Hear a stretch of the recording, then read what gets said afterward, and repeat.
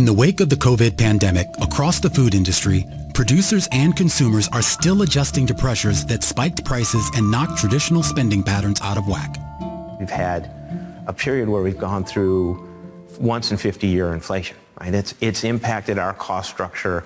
We're up almost 30% in our cost of goods sold just over the past 2 years.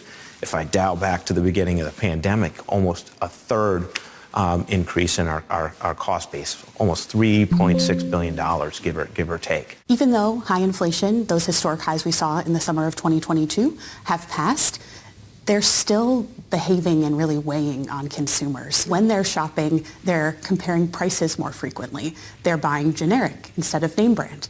They're even buying fewer items overall. There are some consumers that are trading down, so we're seeing that. We didn't see it early in the inflationary period, but we're seeing it more now than ever. And consumers are feeling the pinch of inflation. So even if inflation is coming down, that doesn't mean it's deflationary. We're in this dichotomy where in some ways we're settling into a new normal, in other ways it feels very abnormal and very stressful for consumers.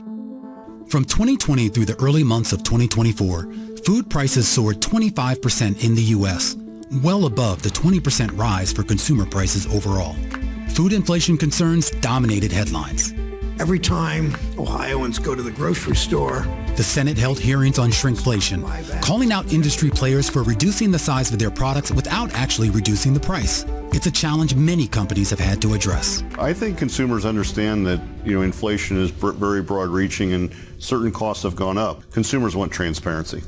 Let me know what's in my food, how did it get here, how was it treated, and if you are going to shrink a pack size on me, it'd be nice to know that ahead of time, or at least some visibility to that. There's been a lot of talk about shrinkflation among a lot of the packaged goods companies. How do you go about creating a more cost-effective, both for you and for the consumer, but doing it in a way that's a little more transparent? We have to do the things first that dampen the impact, right? That don't impact the consumer. If we do our job right and we're driving productivity, that takes some of the sting out because that's costs that we don't have passed back certainly ultimately to the consumer. But the other job is to make sure that if we've got consumers who are looking for value, that we're hitting them with the right promotions and the right incentives, as well as we've got pack sizes to kind of meet their price point expectations. That's a big part of the job.